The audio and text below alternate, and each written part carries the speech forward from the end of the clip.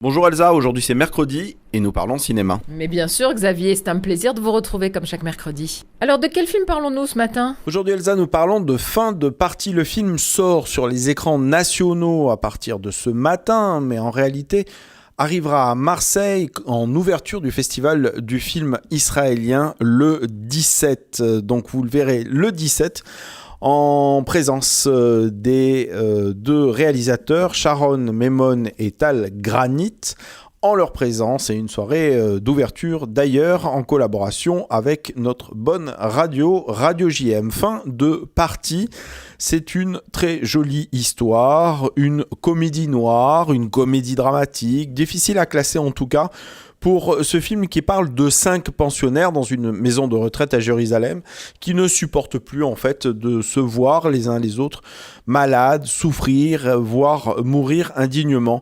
Alors, à la demande insistante d'une des épouses de quelqu'un qui souffre beaucoup, ils décident de construire une sorte de machine à mourir en paix, un truc un petit peu fantasque et qui permettra à ce pauvre homme de passer vers l'au-delà. Voilà, ça déclenche un certain nombre de choses assez étranges, hilarantes, poétiques parfois. Dans cette maison de retraite de Jérusalem, le film est vraiment super touchant. Il est notamment interprété par Zeev Revar. Vous vous souvenez de cet acteur particulièrement connu dans les années 70-80, le roi des films Borekas. Il était à cette époque-là spécialiste des comédies pures.